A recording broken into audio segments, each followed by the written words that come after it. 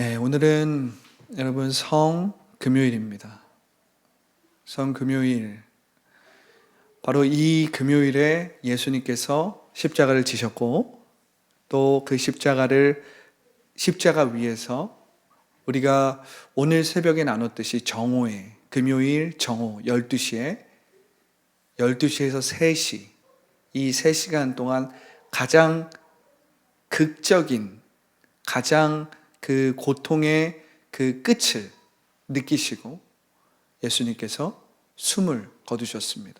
그래서 12시부터 3시까지 십자가 위에서 정말 극단의 고통을 경험하시고 예수님께서 숨을 거둔 것입니다. 오늘 그 이후의 장면이 오늘 마태복음 27장 57절부터 66절의 말씀입니다. 다음 날이 이 안식일이었습니다.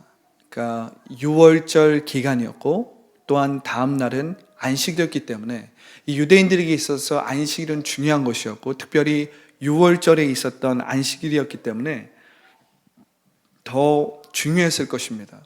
그래서 이 안식일 날은 시체를 만지거나 보거나 하는 것이 부정하게 여겨졌기 때문에 이 대제사장들과 유대의 그 종교적인 그러한 예배를 드리는 사람들은 예수님의 시체를 빨리 뭔가 처리를 하고 싶었어요.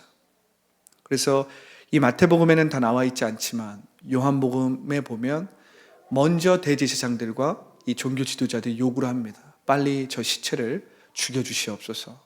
그리고 나서 이제는 안식일을 지키는 그러한 준비를 하기 위해서 예수님을 확인 사살 해 주십시오 하면서 완전히 죽여달라고 하는데 예수님은 이미 그러한 요구대로 확인 사살을 받기 전에 이미 예수님은 죽으셨어요. 이미 옆구리에 창을 맞으셨고 물과 피를 다 쏟으셨고 그래서 마지막으로 확인 사살하는 것이 이젠 발목을 꺾는 것이었는데 예수님의 발목은 꺾이지 않았습니다. 예수님의 발목이 꺾이지 않는다는 것은 이미 예언자들에 의해서 예언된 바 있습니다. 그래서 예수님은 이미 숨을 거두셨다는 것이 확인되었기 때문에 발을 꺾을 필요가 없었어요. 그리고 나서의 장면이 오늘 마태복음 27장 57절부터 66절의 말씀입니다. 자, 우리가 첫 절 57절을 읽어보겠습니다. 자, 시작. 저물었을 때에 아리마대의 부자 요셉이라 하는 사람이 왔으니 그도 예수의 제자라. 할렐루야. 예수님의 이 십자가 현장에 누가 있습니까? 아리마대의 부자 요셉이라 하는 사람이 왔으니 그도 예수의 제자라. 이 유대 지방에 살았던 부자 요셉. 저는 개인적으로 이 아리마대 사람 요셉을 참 좋아라 합니다. 이 요셉에 대한 묘사가 공간복음서와 요한복음에 곳곳에 조금씩 다른 모습으로 기록되어 있는데 이 아리마대 요셉은 굉장히 특이하고 흥미로운 인물입니다. 이 사람은 지금 57절이 묘사한 대로 부자였어요. 아리마대 사람이었습니다. 사무엘의 이 고향이었던 아리마대 사람 요셉인데 이 사람은 참 흥미로운 사람입니다. 왜냐하면 이 사람은 우리가 57절에도 보지만 그도 예수의 제자라. 한참 예수님께서 공생의 사역을 하실 때는 사실은 아리마대 요셉이 전면에 등장하지 않았어요. 마치 이 사람은 이런 사람이었습니다. 예수님을 남몰래 사모하고 그분을 날몰래 추종하고 있었던 사람이었어요. 뒤에서 예수님이 무슨 말씀을 하시나, 예수님이 무슨 사역을 하시나, 예수님이 어떤 행동을 하시나 계속해서 주시하고 바라보고 은근히 마음으로 사모하고 존경하고 있었던 사람이었어요. 그런데 아마도 이 사람의 위치와 이 사람의 여러 가지 이 사람의 직책, 또 이 사람이 가진 배경에 의해서 예수님의 제자라고 이 사람이 정말 처음부터 담대하게 나오지 못했을 거예요. 왜냐하면 당시에 이 예수님에 대한 이 소문과 예수님에 대한 영향력이 이렇게 증가되니까 대제사장들과 유대 종교 지도자들이 예수를 믿는 자들은 우리 유대교에서 출교하겠다. 이러한 이야기들을 하거든요. 그러니까 예수를 믿고 예수를 대놓고 내가 제자다 이러면 유대교에서 출교를 당하는 거예요. 추방을 당하는 거예요. 특별히 이 아리마대 요셉은 사내들인의 한 사람이었습니다. 사내들인 이런 회원의 한 사람이었기 때문에 정치 지도자였어요. 이 사람이 바리새인이었는지 아마도 바리새인 쪽에 좀 속했던 사람인 것 같은데 이 아리마대 요셉은 부자였고 당시에 영향력이 꽤 있었고 사람들에게도 꽤 인정받고 존경받았던 사내들인의 회원이었어요. 그러니까 마치 우리가 요한복음 3장에 나오는 니고데모와 같이 이 니고데모도 서기관이었고 율법학자였고 이 사내들인의 회원이었거든요. 이 사내들인 안에도 소수였지만 예수를 따르고 있었던 사람들이 있었습니다. 바로 이 니고데모가 이 요셉이라는 사람이 니고데모와 같이 그런 사람 중에 한 명이었던 것 같아요. 제가 개인적으로 니고데모도 참 좋아하는데 이 니고데모는 초반에 예수님의 사역 때 예수님을 밤에 찾아와서 예수님에게 아주 중요한 질문들을 하지 않습니까? 그러면서 니고데모는 처음부터 막 예수님께 마음이 열린 건 아닌데 점점점 그 마음이 뜨거워진 사람이에요. 그래서 오늘 본문에서 나누진 않지만 니고데모 역시 아리마대 요셉처럼 예수님의 장례를 치러줬던 사람이었습니다. 오늘 특별히 나누는 사람은 바로 이 아리마대 부자 요셉인데요. 이 사람은 경건하고 또한 높은 직위에 있던 사람이고 나름대로 명망을 받았던 사람입니다. 그런데 이 아리마대 요셉에 대해서 정말 인상적인 묘사는 무엇이냐면 인상적인 묘사는 이 마가복음 15장 43절에 기록되어 있습니다. 제가 읽어드리면 이렇게 기록되어 있어요. 아리마대 사람 요셉이 와서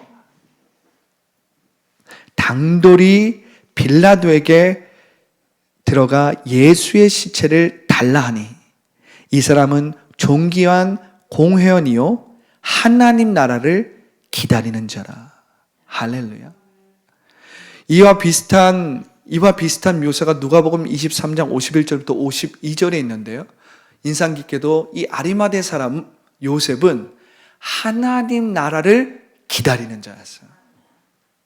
하나님 나라를 기대하고 하나님 나라를 고대하던 사람이었다는 것입니다. 그렇기 때문에 하나님 나라에 대한 복음을 선포했던 이 예수님이 이 아리마대 요셉에게는 다르게 보였을 거예요. 과연 저 사람이 누군가? 과연 저 사람이 말하는 저 하나님의 나라가 진정 이루어질 수 있는 것인가? 왜냐하면 아리마대 사람 요셉은 하나님 나라를 꿈꾸고 고대했던 사람이기 때문에 그래요. 할렐루야. 하나님 나라에 대한 소망이 있었던 거예요. 다시 말하면 하나님 나라가 이 땅 가운데 임하는 것에 대한 조금은 남다른 그러한 소망이 있었던 것 같습니다. 왜냐하면 대제사장이나 다른 유대의 종교 지도자들과는 다르게 이 아리마대 요셉은 은근히 예수님을 사모하고 그분을 지지하고 그분을 존경했단 말이에요. 처음부터 대놓고는 못했습니다. 왜냐하면 아리마대 요셉도 묘사를 보면 다른 공간복음서의 묘사를 보면 유대인들을 두려워하여 처음부터 자신이 예수의 제자라는 것을 말하지 못했어요. 니고데모처럼.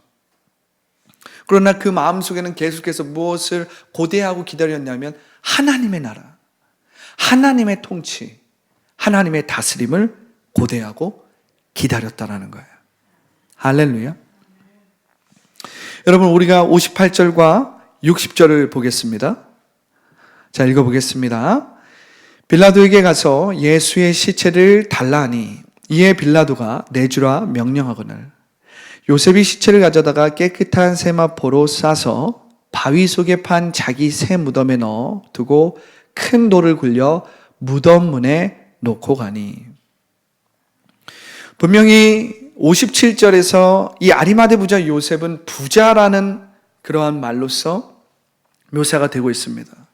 그런데 여러분, 이 아리마대 요셉은 어떻게 보면 참 심령이 가난했던 사람인 것 같아요. 먼저는 그가 하나님의 나라를 추구한다라는 것, 하나님의 나라를 기대하고 고대한다라는 것 자체가 그가 어떤 소유는 많았던 부자였을지 모르겠지만 그의 심령이 가난하다라는 것을 우리가 엿볼 수 있는 것입니다. 그뿐만 아니라 우리가 조금 전에 읽은 58절부터 60절의 말씀을 보면 사실은 여러분, 잃을 것이 많은 사람은 자신이 갖고 있는 것, 자신의 직위, 자신의 사회적인 평판, 명망, 이러한 것들을 지켜야 되기 때문에 사실은 함부로 움직이지 않습니다. 어쩌면 아리마대 요셉도 처음부터 막 자신이 제자라고 예수님을 따르는 사람이라고 말하지 못했던 것은 그가 가진 것이 많았고 또한 그것이 지켜야 될 것들이 많았기 때문에 그랬을지도 몰라요. 그러나 오늘 우리가 함께 읽은 58절부터 60절의 말씀을 보면 그가 가지고 있는 소유, 또한 그가 사회적으로 갖고 있었던 직위, 평판, 그의 어떤 명성, 이러한 것들을 이룰 수도 있는데 그가 대제사장과 유대 지도자들로부터 정말 파면을 당하고 업신여김을 당하고 정말 유대의 문화로부터 이렇게 주류에서 비주류가 될 수 있음에도 불구하고 굉장한 위험을 무릅쓰는 것입니다. 할렐루야. 그러한 의미에서 이 아리마대 요셉은 심령이 가난한 자였다라는 것입니다. 빌라도에게 가서 예수의 시체를 달라고 했던 거예요. 왜냐하면 예수님의 그 시체가 죽었다라는 것이 확인되었기 때문에. 그러나 보통 이 십자가 형태에서 죄인들이 죽으면 보통 십자가에 며칠이고 달아두었다라고 해요. 지나다니는 사람들이 십자가를 보면서 로마의 엄청난 권위, 로마의 어떤 힘을 보여주기 위해서 일부러 죄인들이 십자가에 못 박고 달아놓고, 그렇게 달아놓으면 이젠 그 죄인들을 이제 새들이 와서 쪼아먹기도 하고, 그래서 그렇게 쪼아먹다가 이제 완전히 만신창이가 되면 이젠 들에다 버리든지 그냥 여러 사람들과 이렇게 생매장하는, 그래서 들짐승이나 이러한 동물들에게 먹히기도 하고 그러한 일들이 있었는데, 정말 다행히도 예수님은 그러한 어떤 비극적인 그런 정말 처참한 그러한 일은 당하지 않았다라는 거예요. 예수님의 죽으심이 확인되고, 그리고 제사장들과 대제사장들과 유대의 당국자들이 이젠 다음 날이면 6월절 안식일을 지켜야 했기 때문에 빨리 시체를 빨리 제거하고 싶은 거예요. 그런데 바로 그러한 틈을 타서 요셉이 어떻게 합니까? 요셉이 빌라도에게 가서 예수님의 시체를 달라고 하는 거예요. 그러니까 빌라도가 내주라고 명령한 거죠. 만약 예수님이 엄청난 정치범이었거나 엄청난 범죄자였다면 빌라도도 함부로 예수님을 내주라고 하지 않았을 거예요. 빌라도 역시 예수님에 대한 무죄함을 어느 정도 알고 있었기 때문에 이 요셉의 말대로 예수님의 시체를 내주라고 허락했던 것입니다. 그리고 59절에 보면 요셉이 시체를 가져다가 깨끗한 세마포로 싸서 향유를 발랐겠죠. 먼저 아주 값비싼 향유를 바르고 깨끗한 세마포로 쌌어요. 그리고 바위 속에 판 자기 새 무덤에 넣어두고 큰 돌을 굴려 무덤 문에 놓고 갔다라는 것입니다. 할렐루야. 이 새 무덤이 무엇이었습니까?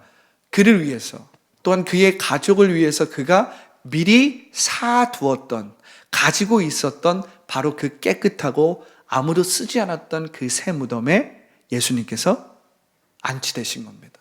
그곳에서 장례식이 이루어진 거예요.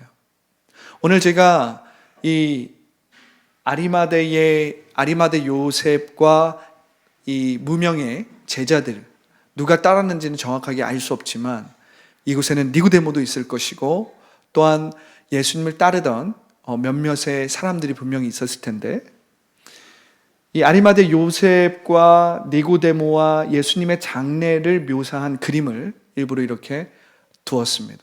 그래서 당시의 모습이 어땠을까?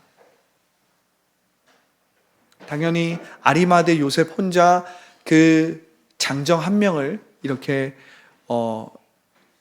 십자가에서 내려서 장례식을 치른다는 것은 우리가 상상하기가 어렵고, 그러니까 아리마대 사람 요셉을 도와서 니고데모라든지 다른 주변에 있던 아리마대 사람 요셉의 종이나 혹은 사람들이 도와서 예수님을 이렇게 안치했을 것입니다. 제가 이 60절을 보면서 이 57절부터 60절의 말씀을 쭉 읽으면서 제 마음 가운데 참 이 아리마대 요셉이 예수님을 자신의 새 무덤에 안치시키는 이 장면을 제가 다시 한번 하나님 나라의 관점으로 보게 되는 거예요.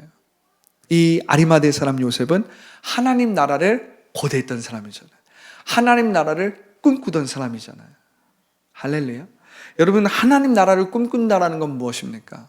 하나님 나라를 꿈꾼다는 건, 여러분 이젠 그래도 여러분들이 우리 교회에서 이 하나님 나라에 대해서 많이 배웠기 때문에, 하나님 나라는 여기 있다 저기 있다고도 못하니 하나님 나라는 어디에 있다? 너희 안에 있느니라.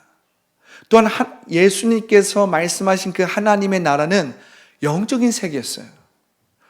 우리의 내면이 하나님의 통치와 인도함으로 회복되는 그 나라가 바로 하나님의 나라였단 말이에요. 할렐루야. 그런데 우리가 이 60절을 하나님 나라의 관점으로 보면 바위 속에 판 자기 새 무덤에 누굴 넣었어요? 예수님을 넣었어요. 사실은 이 무덤에 누가 있었어야 됐어요? 아리마대 요셉 자신이 들어갈 무덤이었어요.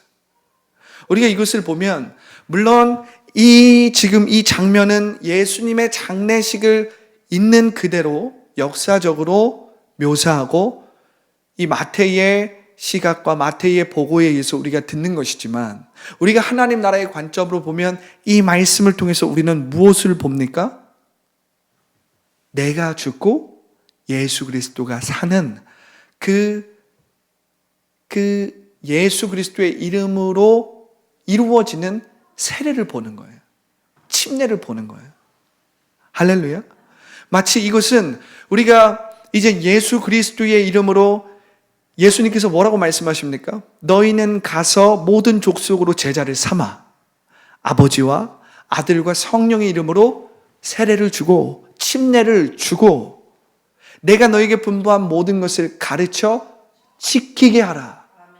세상 끝날까지 내가 너희와 함께 할 것이다. 담대하라. 이렇게 예수님이 말씀하시잖아요. 그런데 아버지와 아들과 성령의 이름으로 침례를 베푼다. 그래서 정말 초대교회에서 정말 중요한 그러한 의식 중에 하나는 무엇이었냐면 침례였습니다.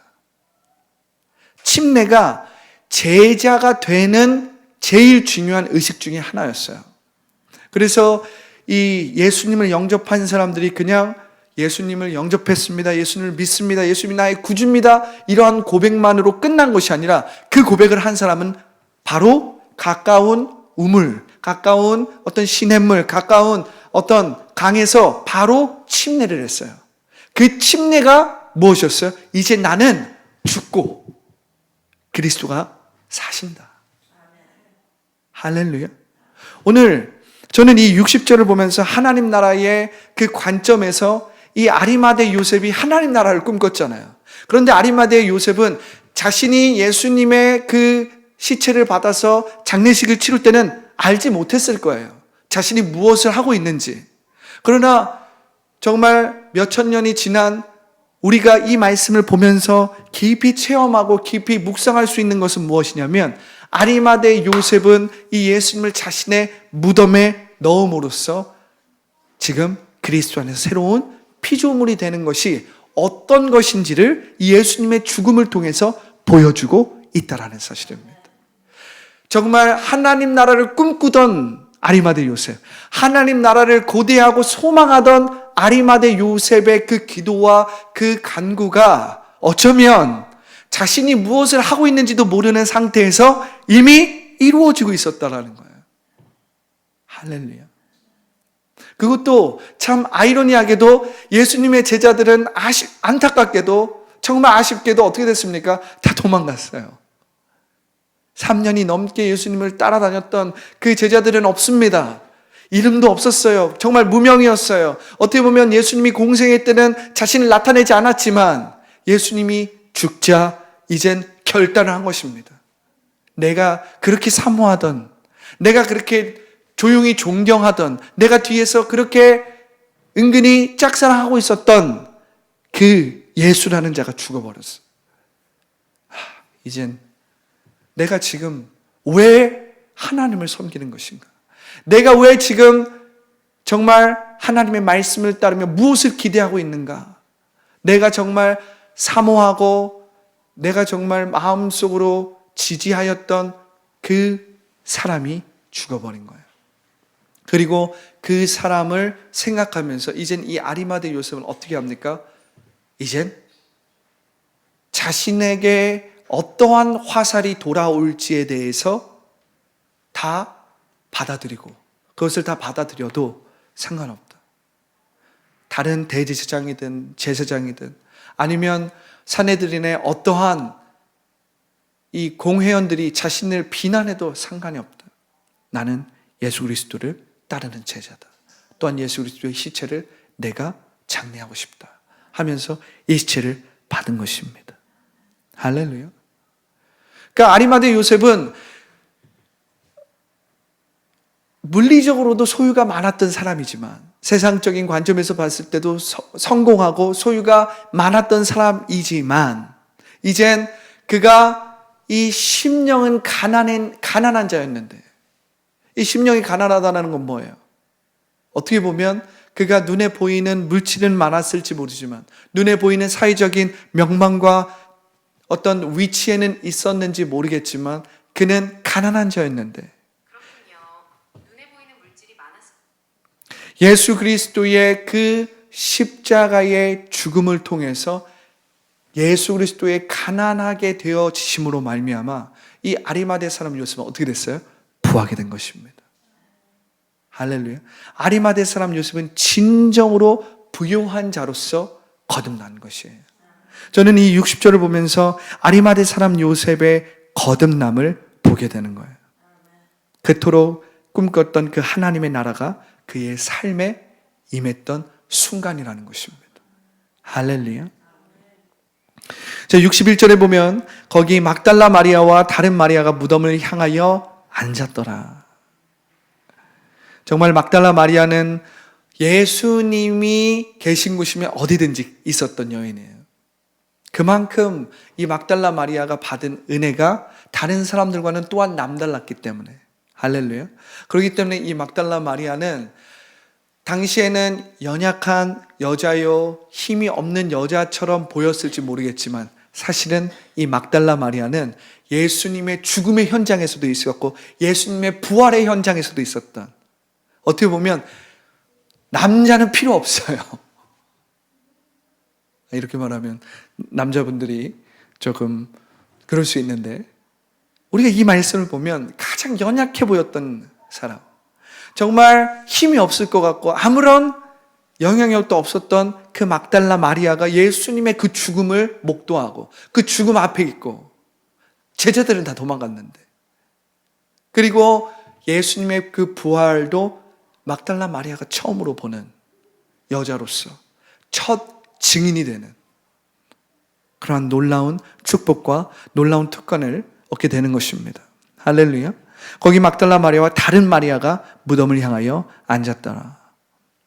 이 다른 마리아가 누군지는 정확히 알 수 없지만 예수님의 어머니였다면 예수님의 어머니 마리아라고 했을 것 같은데 그렇지 않은 거 보니까 예수님의 어머니 마리아를 이야기하는 것 같지는 않고 세베대의 아들들의 어머니 마리아, 아니면 또 다른 똑같은 이름의 마리아였을 것입니다. 어쨌든 이 여인들은 여전히 예수님의 죽음과 그 장례도 함께 치렀어요. 그러니까 참 이 여인들이 사실 연약한 것 같지만, 힘이 없는 것 같지만, 사실은 믿음에 있어서는, 신앙에 있어서는 여인들이 강한 겁니다. 할렐루야. 지금도 우리가 이 교회의 이 정말 중요한 행사들, 일들, 물론 남자분들, 또한 장로님들, 집사님들, 정말 남자들이 해야 될 일들이 있고, 정말 남자들도 열심히 헌신하고 봉사하지만, 정말 그 신앙의 순수함과 그 신앙의 헌신은 누구를 통해서 많이 일어나요? 여성들을 통해서. 여성들은 강한 거예요. 할렐루야. 여러분들은 강합니다. 할렐루야. 여러분들 축복합니다. 할렐루야. 우리가 62절을 보겠습니다. 그 이튿날은 준비일 다음 날이라 대제사장들과 바리새인들이 함께 빌라도에게 모여 이르되 주여 저 속이던 자가 살아있을 때에 말하되 내가 사흘 후에 다시 살아나리라 한 것을 우리가 기억하노니. 64절이에요. 그러므로 명령하여 그 무덤을 사흘까지 굳게 지키게 하소서. 그의 제자들이 와서 시체를 도둑질하여 가고 백성에게 말하되 그가 죽은 자 가운데서 살아났다 하면 후의 속임이 전보다 더 클까 하나이다 하니. 우리가 말씀을 보면 정말 대제사장들과 유대 지도자들이 얼마나 거짓말쟁이인지를 볼 수 있는 거예요. 어떻게 보면 우리가 이 니고데모나 아리마대 요셉과 같은 어떻게 보면 굉장히 정직하고 정도의 길을 걷는 사람들이잖아요. 이 사람들은 비록 예수님의 공생애의 그 시기에는 전면에 나서서 대놓고 나 예수님의 제자야 라는 말은 하지 않았지만, 니고데모 같은 경우는 산헤드린에서 예수님에 대한 모의와 예수님에 대한 어떤 이야기들이, 적대하는 이야기들이 막 나올 때 니고데모 같은 경우는 우리 율법은 함부로 사람을 판단하지 않는다 하면서 예수님을 방어하고, 분명한 것은 이 산헤드린에서 예수님에 대한 죄목을 씌울 때 아리마대 요셉이나 니고데모 같은 사람은 우리가 추측해 볼 수 있는 건 뭐냐면 예수님의 이 죄목을 씌우는 것에 대해서 반대했을 가능성이 높습니다. 그러니까 산헤드린이라는 이 유대의 종교 재판소이자 정치를 하는, 정치적인 어떤 결정을 하는 기구인데, 이곳에서 거의 70명에 가까운 그러한 공회원들이 회의를 하고 논쟁을 해서 어떤 결정들을 이룹니다. 그 중에 소수들은 분명히 예수님에 대해서 함부로 판단하지 않을 것을 계속해서 말했을 거예요. 그렇기 때문에 이 아리마대 요셉이나 니고데모와 같은 사람들은 분명히 예수님이 어떠한 죄목이 없음에도 불구하고 대제사장들과 대부분의 당국자들이 예수님에게 죄목을 씌우려고 했다는 것을 이미 알고 있었을 거예요.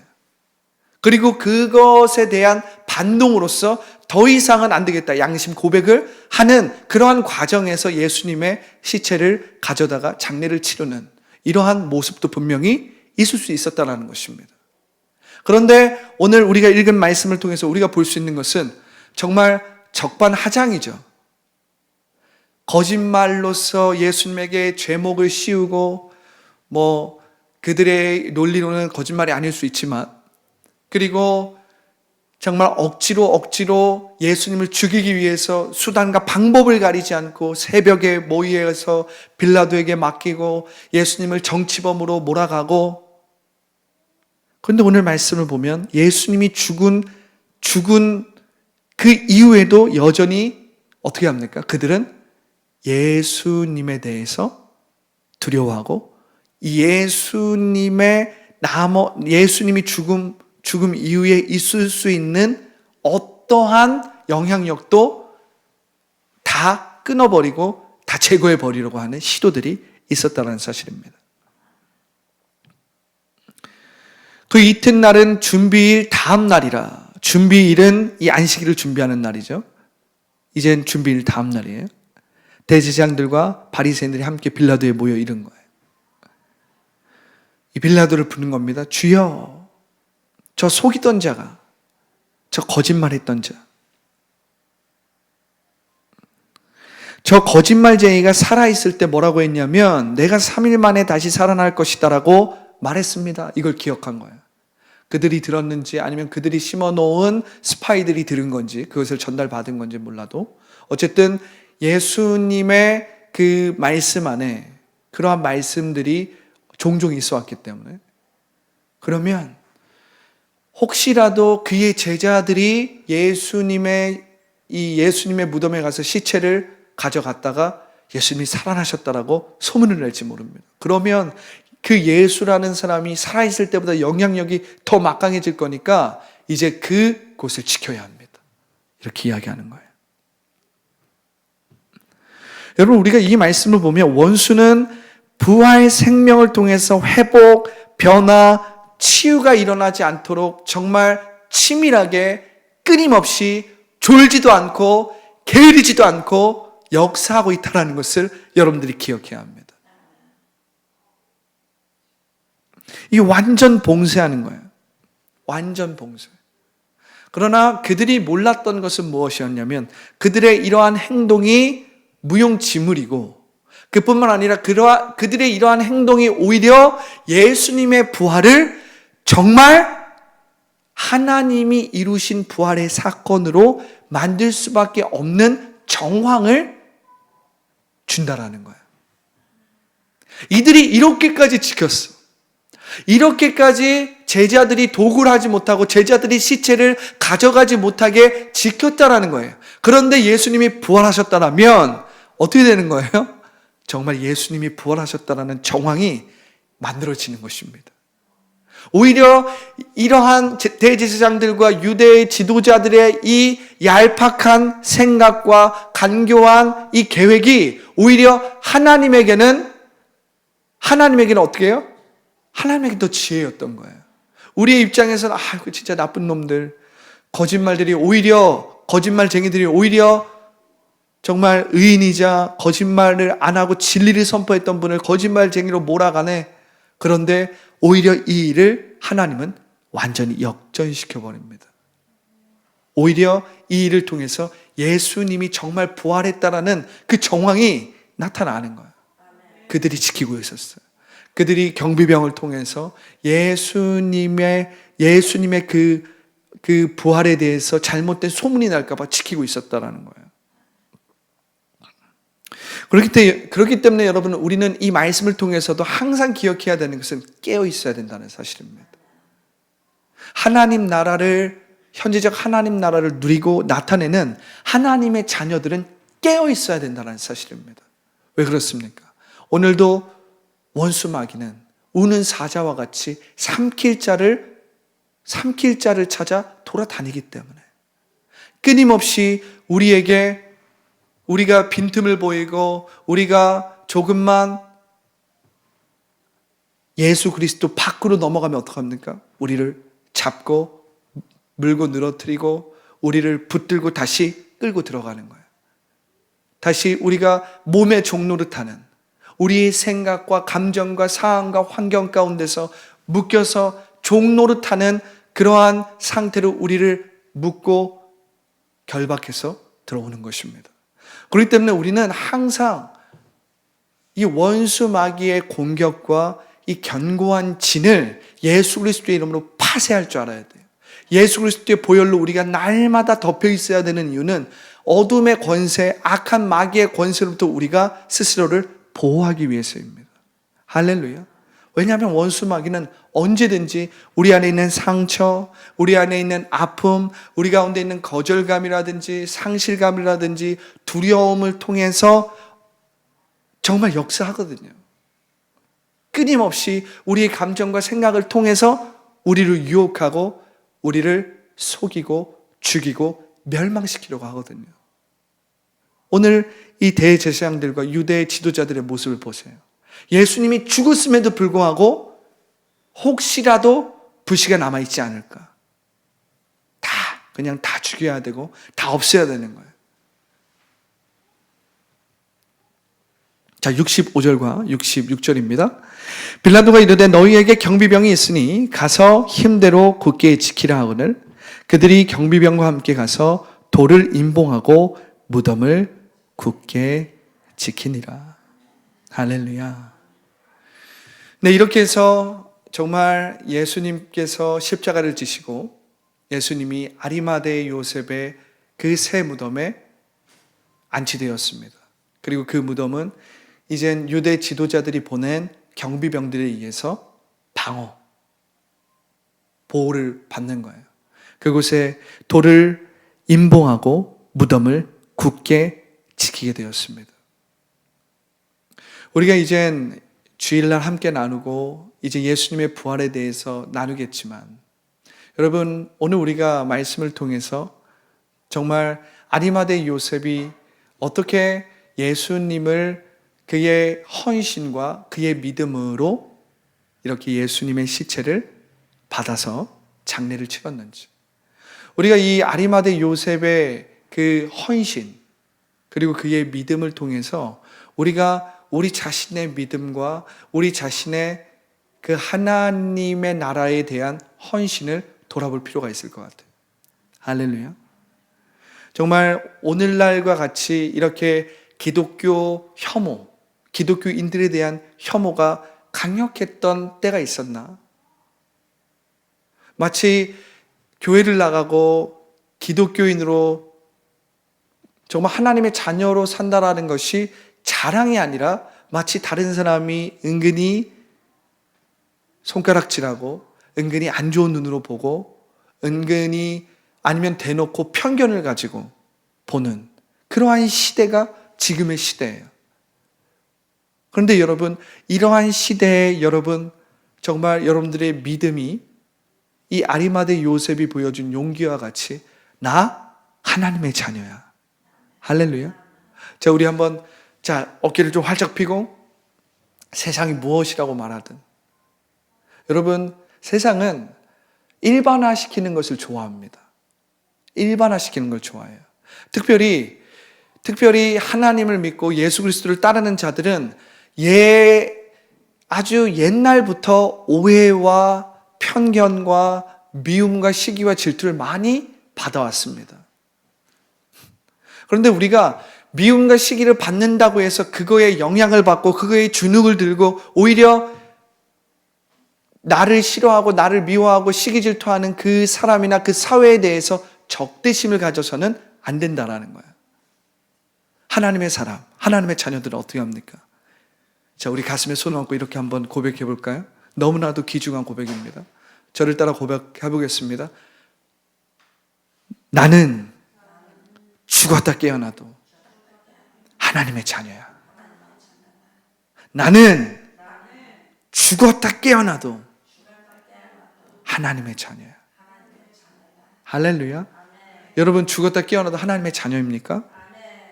다른 사람이 욕하고 다른 사람이 여러분들에 대해서 어떤 편견이 있고 다른 사람이 여러분들을 막 오해하고 막 안 좋게 생각하고 심지어는 심하게는 막 혐오스럽게 생각하고 그래도 여러분 하나님의 자녀 맞습니까?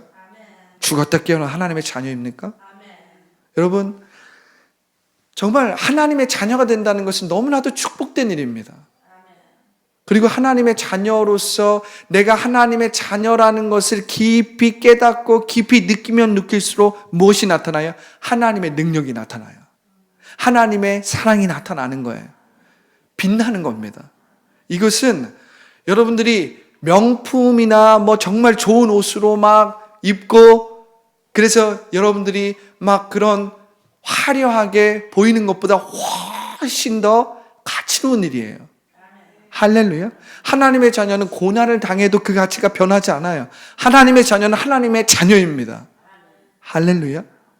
그래서 여러분들이 하나님의 자녀라는 것을 깊이 깨닫는 것이 너무나도 중요하다는 것입니다. 이것을 체험하는 것이. 그런데 오늘날은 정말 하나님의 자녀요, 내가 하나님을 믿는 예수님을 믿는 그리스도인이라는 이 사실이 사회적으로 문화적으로 혐오스럽게 느끼는, 혐오스럽게 이렇게 씌우는 어떤 그런 문화적인 그러한 문화적인 움직임이 있어요. 누가 만들어냈는지, 누가 이러한 것들을 계속 조장하는지, 물론 여기에는 기독교인들의 어떠한 실수나 잘못도 있겠지만 사실은 기독교인들의 그 실수나 잘못은 굉장히 많은 일은 아닙니다. 소수예요. 대다수, 대부분의 그러한 기독교인들의 모습은 나름대로 최선을 다하고 나름대로 진실하고 그 진리를 지키기 위해서 노력한다는 말이에요. 물론 하나님 나라의 관점에서 우리가 변화, 회복, 치유돼야 될 것들은 많이 있겠지만 그럼에도 불구하고 이 시대의 기독교인들을 향한 혐오, 이러한 것들은 사실 원수 마귀가 끊임없이 사람들을 통해서, 매스컴을 통해서, 정치적인 어떠한 움직임을 통해서 만들어 놓은 거예요. 그뿐만 아니라 다원화된 사회잖아요. 지금은 다원주의적인 가치가 있는 사회입니다.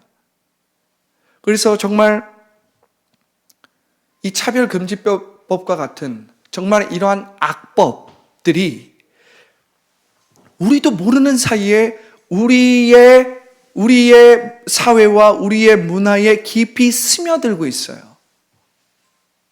깊이 스며들고 있어요. 이 포괄적 차별금지법, 정말 이 일들이 얼마나 심각한지 우리가 깨달아야 합니다. 어떤 정치적인 그러한 어떤 이데올로기나 정치적인 진영을 떠나서라도 우리가 정말 차별금지법과 같은 그런 악법을 예수 그리스도의 이름으로 맞서 싸울 수 있어야 된다는 사실입니다. 할렐루야. 왜 그렇습니까?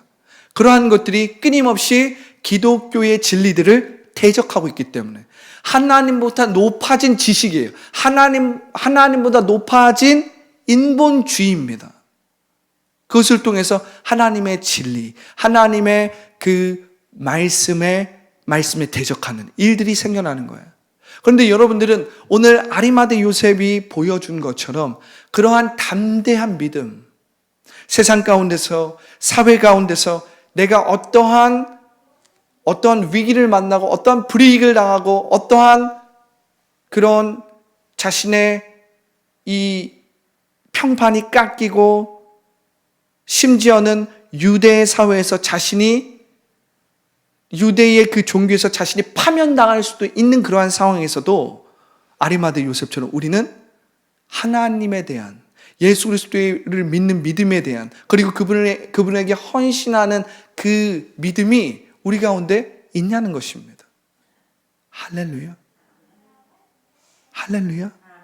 그렇기 때문에 우리는 정말 예수님을 믿는 것이 부끄럽거나 쉬쉬해야 되거나 어떤 이렇게 좀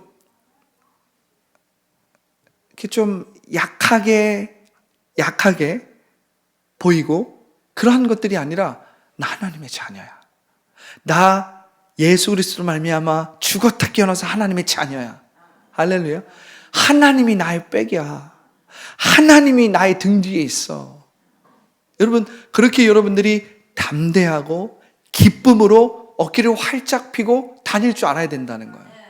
물론 우리 앞에 여전히 문제가 있습니다. 여전히 어려움이 있어요. 여전히 인생 가운데 힘든 일들이 있습니다. 그런데 여러분, 하나님의 자녀가 그 문제와 어려움 가운데 이렇게 다닌다면 정말 하나님께서 예수 그리스도를 통해서 우리 가운데 이루시는 그 놀라운 하나님의 나라의 그 역사들을 우리가 온전히 나타내고 있지 못한 거잖아요. 할렐루야. 그렇기 때문에 우리는 오늘 아리마대 요셉이 하나님 나라를 기대하고 고대하면서 보여주었던 이 믿음과 헌신을 우리는 배울 필요가 있다는 거예요. 이 사회와 이 문화 가운데서 나 하나님의 자녀야. 이 하나님의 자녀되는 자부심, 이 하나님의 자녀되는 프라이드, 이 하나님의 자녀되는 이 확신, 기쁨, 능력, 이것이 여러분들의 얼굴과 삶에 막 나타나야 되는 거예요. 할렐루야. 그래서 여러분들의 일터에서도 나 하나님의 자녀야. 하나님의 자녀가 어떻게 일하는지를 나타내야 되는 거예요. 그러면 사람들이 뭐 어떻게 합니까? 하나님의 자녀가 일하는 게 다르다. 할렐루야. 하나님의 영광을 받으시는 거예요. 하나님이 높임을 받으시는 거예요. 그렇기 때문에 여러분 어깨를 활짝 펴고 할렐루야, 나 하나님의 자녀야. 오늘 이 예수님의 죽음을 보면서 우리가 하나님 나라의 관점에서 예수님의 그 죽으심은 나 한 사람만을 위한 것이 아니라 우리 모두를 위한, 인류의 구원을 위한 그 죽음이었지만 우리가 또한 기억해야 될 사실은 예수님이 여러분들 자신을 위해서 죽으셨다라는 사실이에요. 할렐루야. 여러분 이것이 느껴지면 느껴질수록 우리는 살아나는 겁니다. 할렐루야. 자, 우리 이젠 얼굴을 좀 들고 어깨를 좀 활짝 펴고 이 예수님의 죽음을 우리가 묵상한다는 건 곧 무엇을 묵상하는 거냐면 그분의 사랑을 묵상하는 거예요. 그분의 자비를 묵상하는 거예요. 그분의 그 은혜를 우리가 마음속 깊이 사실은 묵상 정도가 아니라 체험하는 것입니다. 할렐루야. 제가 이번 고난주간에 정말 새벽 예배를 쭉 보내면서 정말 순간순간 그 예수님의 고통과 그 예수님의 그 십자가의 그 고난이 그 순간순간 제 마음 가운데 깊은 은혜로 다가왔습니다. 그런데 우리가 그 은혜를 묵상하면 묵상할수록 사실은 우리는 묵상해서 끝나면 안 되고 체험해야 되거든요. 체험해야 되거든요. 근데 이 체험한다라는 건 무엇이냐면 내 안에 내주하시는 성령을 통해서 그 예수님의 사랑이 올라오는 거예요. 내가 뭐 묵상하려고 막 의도적으로 묵상하려고 하지 않았는데도 그 사랑이 내 안에 올라오는 거예요. 오늘 아리마대 사람 요셉처럼 예수님의 그 시체를 누가 시키지도 않았는데 빌라도에게 가서 시체를 주십시오.